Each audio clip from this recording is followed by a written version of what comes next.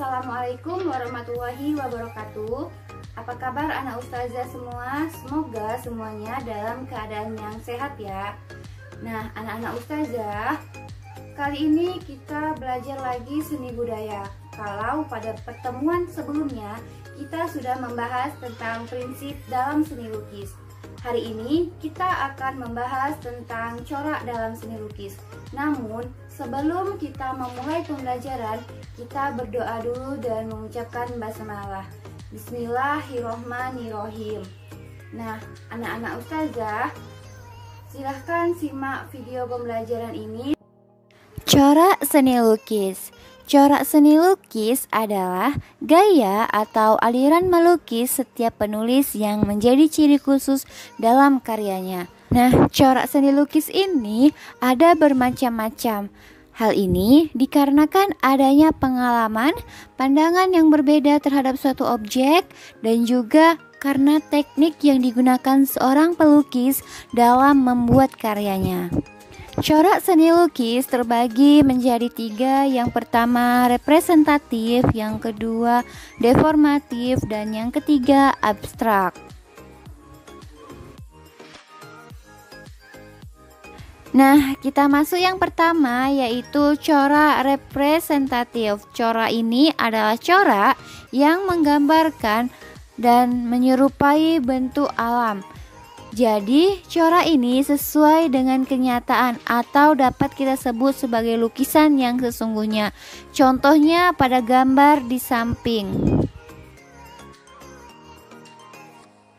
Corak representatif terbagi 3. Yang pertama realisme. Realisme ini adalah corak yang menggambarkan sesuai dengan kenyataan hidup. Contohnya pada lukisan di samping ini adalah tentang kegiatan masyarakat sehari-hari. Yang kedua adalah naturalisme. Naturalisme ini adalah corak yang menggambarkan tentang keadaan alam. Contohnya pada lukisan hutan di samping. Selanjutnya yang ketiga adalah romantisme. Romantisme ini adalah corak yang penggambarannya mengandung cerita yang dramatis, baik cerita binatang maupun manusia. Contohnya pada lukisan di bawah ini, lukisan ini menggambarkan peperangan, jadi mengandung cerita yang dramatis. Yang kedua dari corak seni lukis adalah corak deformatif. Corak ini menunjukkan adanya perubahan dari bentuk sebenarnya, dan kemudian perubahan ini dilakukan dengan tujuan untuk mencari bentuk baru namun tidak menghilangkan bentuk asalnya. Contohnya pada lukisan di samping kita masih bisa melihat bentuk aslinya, yaitu bentuk manusia yang duduk. Nah, corak deformatif ini terbagi menjadi 4. Yang pertama adalah impresionisme. Impresionisme adalah aliran yang hanya menggambarkan kesan sederhana dari apa yang dilukis. Contohnya pada lukisan di bawah, antum bisa melihat bahwa lukisan ini sangat sederhana, hanya lukisan tentang seorang yang memegang payung dan seorang anak kecil. Yang kedua adalah surrealisme. Surrealisme ini adalah aliran yang mengubah bentuk nyata menjadi tampak tidak nyata.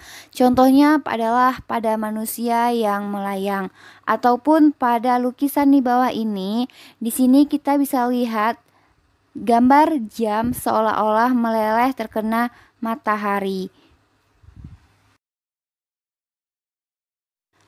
Yang ketiga dari corak deformatif adalah kubisme. Kubisme adalah corak yang menyederhanakan objek nyata menjadi kubus-kubusan atau bidang segi 4.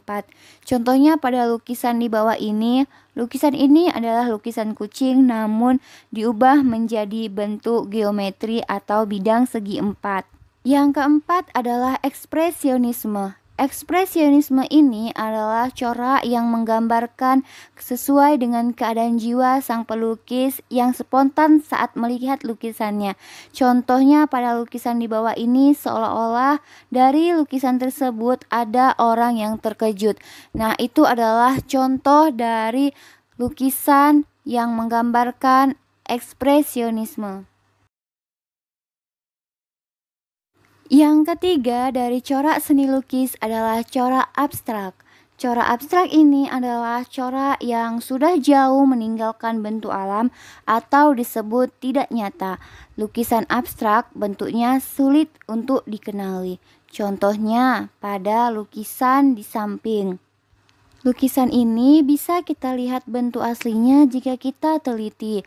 Nah, lukisan ini adalah lukisan perahu yang berada di lautan. Nah, anak-anak ustazah, itu tadi pembelajaran kita tentang corak dalam seni lukis. Jadi, corak dalam seni lukis itu ada 3 ya. Yang pertama ada corak representatif, yang kedua ada corak dekoratif, dan yang ketiga ada corak abstrak. Ketiga corak ini dipengaruhi oleh pengalaman dari sang pelukis. Dan juga dengan adanya ketiga corak ini, maka setiap lukisan itu memiliki kesan tersendiri. Nah, anak-anak ustazah, sekian pembelajaran kita pada hari ini. Ustazah mau antum mencatat penjelasan ustazah tadi tentang ketiga corak dalam seni lukis ini di modul antum. Jika di modul antum belum ada, silahkan antum tulis penjelasan ustazah tadi. Nah, sekian pembelajaran kita pada hari ini. Sebelum mengakhiri pembelajaran, kita ucapkan dulu Alhamdulillahirabbil alamin. Nah, Ustazah akhiri dengan wabillahi taufik wal hidayah. Assalamualaikum warahmatullahi wabarakatuh.